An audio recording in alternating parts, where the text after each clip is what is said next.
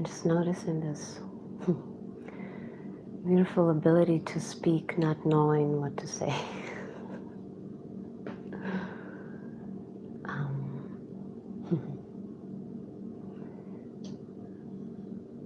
And it's just, nothing is prepared, but at the same time, just words flow through.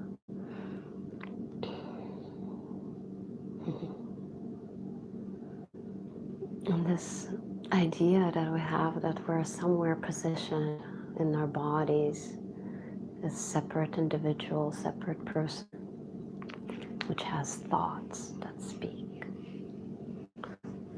or brain that gives us thoughts. And it's just when getting back to knowing ourselves as a reality itself, it's just such a powerful way to see how thoughts or words come from nothing, from really no particular location. Maybe the universal cloud, universal Google. Oh, here you are. That's who it is. Nice to see you. Welcome. Yeah, and this idea that we're somewhere located in this body, and that is never questioned. That just want to point out it's something that we're learned from our childhood, and it's totally okay because it's very functional. But if we just leave it as unquestionable reality, it just creates a lot of suffering. And what I'm into through these meditations is, wow, we have a ground of being and access to that which we truly are. It's not like we're a separate person and we're accessing a ground of being, where there's just thoughts that appear and subside, appear inside, that we take ourselves to be. And when those thoughts relax, there's just the evidence of the ground of being that is always here, always aware, always awake, always present. And very, very, very healing, very nurturing, very still, very undisturbed by anything. It's just such an important part, I find, when we really, the more the world becomes hectic and fast, and it is already, and it's going to pick up with the use of technology, it's just our minds get so agitated. And if we don't have this ground, if we are not rooted in what we really are, it's just so disbalancing, and it's just so chaotic, and we get thrown by thoughts this way and that way. And it's just, yeah, it's just we're trying to grasp onto things that are constantly fleeting, which is also a permanent experience. But it's when we grasp onto that part of existence, which is constantly shifting, constantly in flux, constantly changing, creates a lot of suffering when we identify ourselves through this changing. Look at our memory of a 5-year-old, of a 3-year-old, or its consciousness of 5-year-old and 3-year-old, or its curiosity, and it's like it's gone, it's dead. But it's just, of course, there are parts of that story that is still alive within us as energy, as deficient stories. And that's another invitation. Oh my God, now we're no longer this. When we understand that we're this ground of spaciousness, of being, of awareness, of aliveness, it's just so much freeing. Okay, now I can attend the most scariest memories of myself, the most terrifying memories of myself. But if I attended from this spaciousness, knowing myself, experiencing myself, whether through meditation, whether it's just to becoming more aware of ourselves moment to moment while we eat, what is present right now? What is eating really? What is tasting? Is it this person? If I don't, because again, another reference, if we want to know reality, if we want to know freedom, because we are already that freedom, we are already boundless reality. If we want to know it directly, we need to stop referring to thought. And sometimes it's difficult because the mind is still active. But if we don't invest our attention and like start listening to it, oh, this story seems curious. Let me kind of get involved myself in that and make, kind of just cook in that story in my head and the emotions it generates and relate to myself. Oh my God, this is what's really happening because it seems very real. But that's what I'm saying, like the number of step one is like really, let's step out of thinking. And as much as the thoughts can be still there, but our engagement with thoughts, when we withdraw it into, okay, how do I withdraw from thoughts when I'm eating? Well, let me see the colors that are on my plate. Or if no colors, maybe the shapes. It depends what we're eating. Let me get into the taste of things. Let me get into the direct experience of the present moment. And that is the natural way, slowly giving our attention to what's real, less to what's illusory, unreal, and temporary. And I'm not saying it's like completely, it has its own, kind of relative reality, but it's not what we are. It's not what defines us. It's a wonderful story, maybe a book one day to be written, but it's fleeting. It's not where we find our ground of really being, moved, because we crave something. We crave that identity, that because we know that we are, something that is not fleeting, something that is not constantly, troubled. And with that kind of knowledge, like ingrained knowledge in our own nature, is just like this drive for this solidity. And we're trying to find it in things and in experiences, in thoughts, in memories, but we can't find it because it's not where it is. It's what's looking at those thoughts. It's what's experiencing these intense emotions and sensations and feelings. It's the space in which everything arises, and everything, if we don't entertain that with more thinking, with more interpretation, with more story on top of story, if we don't entertain that, it's able to relax when we don't put any labels on it anymore. So and I'm not saying we become dysfunctional, we become much more functional. We no longer stay in the fear of inaction. We no longer stay in the fear or traumas. We no longer, behave out of deficiency or relate out of deficiency with our parents, with our children, with our loved ones. It's really an open space to, wow, if I don't function, it seems like to the mind, if it's no longer functioning from mind, it's going to be a chaos. But it's ingrained, it's our true nature, is the greatest goodness that there can be. The greatest compassion, the greatest empathy, and the greatest love. It's just, it's no longer needs morals. It no longer needs like guidelines. This is bad and this is good. Because it sees itself everywhere. Because it is not separate from anything it sees. And therefore, there's this mutual, or this openness when we remove deficiency stories, because not only realizing our true nature is freeing, it's very tremendously freeing not to relate to ourselves through thought, but it's also very freeing to liberate on the level of the emotions and the level of deficiencies stories that we carry around. And when we liberate that, oh my God, we can relate to anything in that intimacy. Just to this in the intimacy, to the cat in the intimacy, to the person, to the stranger outside, with just this openness, like kind of energetic openness.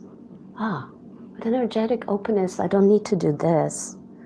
with energetic openness, I'm like, oh, I can just smile. I don't care if I get smile. It's just this natural. So just I'm saying functionality becomes so much more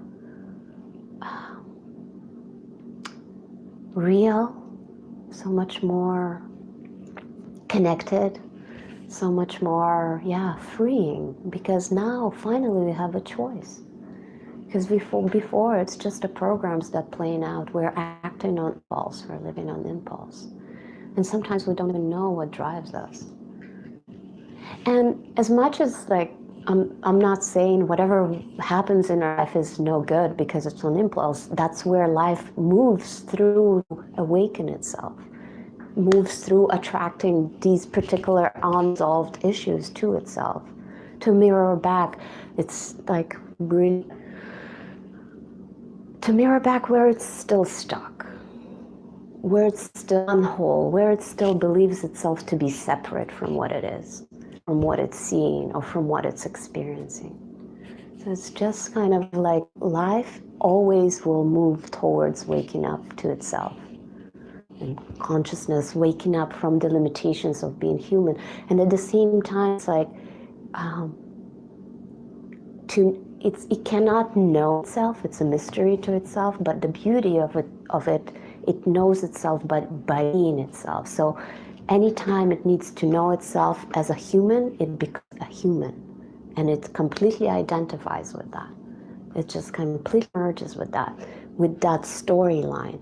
And then when it becomes too much of a drag, too dense, too much suffering, and it just like slowly starts to wake up. Okay, this is too intense, what am I really? Yeah. And it's just such an important question. What am I? It could be interestingly important as well, like on the level of human, like in a way people say, who am I? Or it can be a little bit deceiving to start relating to your job and your age and things like that. They're happening naturally. They don't need our attention. They really don't need our attention. They're just like, age is still going to be happening, the earth going to be spinning. And that's what really needs our attention. Like, what are we really? Because any birthday we celebrate, there's something there that feels always the same, no matter what age. It's like, oh, I know my body feels different, but this beingness, aliveness, just has no difference to it. It's just just a subtle, in the beginning, kind of a subtle switch perception. Okay, how do I, instead of looking outside, how do I shift 180 degrees and just like seeing, where am I, what is seeing, what is looking, what is tasting, what is hearing? Not with the ear, because listen to a good piece of music, just sit down, close your eyes. Like, it's good if there's no words, or if there's words, they're very kind of penetrating words. And just see what happens. What do you really hear with your ears? Or do you hear with your whole being? Can you hear with your toe?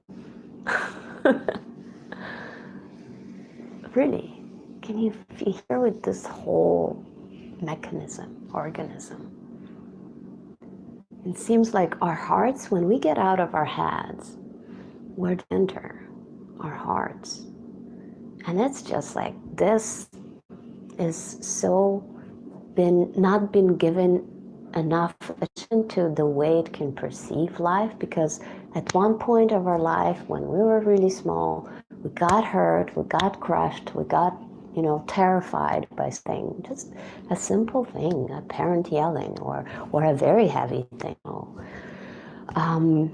It really depends, but we got terrified or we closed down, and it's not the fact that our heart's closed, because our heart's always open, but there's like a layer of protection upon a layer of protection, and another layer on top of that, and it just closes this most sensitive mechanism to experience life through. And it's just really, it's a field. It's not located here, but it seems to, but it's just a field. It creates a field of perception.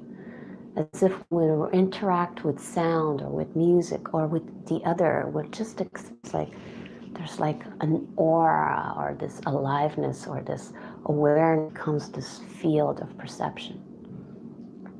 And that doesn't necessarily mean that we need to close down when the perception of something is painful. Actually, when we realize ourselves to be this really free in nature, now we understand that, oh, there's no one here really separate. There's no one here. There's awareness. There's this state of being aware. And there is the momentary thoughts that come and go, or emotions, sensations that come and go. So when we realize that there's no one here, whenever there's some pain that is perceived, we can actually be still open to that pain and act out of that openness, out of that compassion. Or if it's very, dangerous, we're also very wise beings and intelligent beings, okay, then we deal with that appropriately. But there is no one here to get hurt or to get crashed. So therefore, there is like when we really entered our heart and exit our heads, we became beings of compassion, beings of service, beings of, care, just a natural care, unconditional care. It's just a much more beautiful world to be in if we all step out of our heads and judgments. Yeah. I don't know, I again decided to randomly open, and it's my favorite translation of Tao Te Ching, and I can send it to you as a PDF. It's an online PDF that I printed out. I really like because it addresses as the master as a she and a he sometimes, so it kind of changes. It really is, but there's also the way it's translated, I don't know, resonates with my... Isn't it a they? No. It's gender fluid. Oh, okay, interesting. How? They. They. Oh, they. Oh, interesting. It's the first time. They. Okay, they. Oh, maybe that's why Abraham Hicks, it's there, referring they, or I don't know. Anyway, it's like a channel. It's like a lady that channels some beings. Okay, so it's from Tao Te Ching. It was like this: the master doesn't try to be powerful, thus he is truly powerful. The ordinary man keeps reaching for power, thus he never has enough. The master does nothing, yet he leaves nothing undone. The ordinary man is always doing things, yet many more are left to be done. The kind man does something, yet something remains undone. The just man does something and leaves many things to be done. The moral man does something, and when no one responds, he rolls up the sleeves and uses force. The Tao is lost. When the Tao is lost, there is goodness. When goodness is lost, there is morality. When morality is lost, there is ritual. Ritual is the husk of true faith, the beginning of chaos. Therefore, the master concerns himself with the depth and not the surface, with the fruit and not the flower. He has no will of its own. He dwells in reality and let all illusions go. It's a really powerful book. It's like you can read one and it's enough for a day to reflect. They're shorter. This one was a long one. But it's just, he dwells in reality and let all illusions go. And it's just so true. It doesn't mean, that's why I'm saying illusion. It doesn't mean like if we let go of all these stories, the stories are not there. It's beautiful to still tell, like I'm still, there's quite a few interviews that I'm kind of going to do with podcast and a video on YouTube. There's this one, Buddha by the gas pump. I'm kind of lined there too. Yeah. And but I'm going to tell a story. It's still relevant, but it just no longer defines. When we understand we're just this greater nature, we allow the play, the layla of life. There's just this play of life to be a play. It's no longer defines what we are, and in that there's great freedom. Doesn't mean I can't relate to my children and be loving and be, just kind of playful, or, present parent, or it's just the mind understands, oh my God, if I let go of all this, like everything I hold so dear, it's just something chaos will be. But literally, it's just what I'm saying. Our true nature doesn't need morality, as it says here. When goodness is lost, there's morality. When the Tao is lost, there is goodness. So when we discover that we are this Tao, morality, or even goodness, like kind of, and as much as it is, I'm calling it the greatest good. It's beyond even this. It knows what it needs. It knows what needs to be attended right here, right now, because there's this openness, there's this intelligence, there's the greatest wisdom,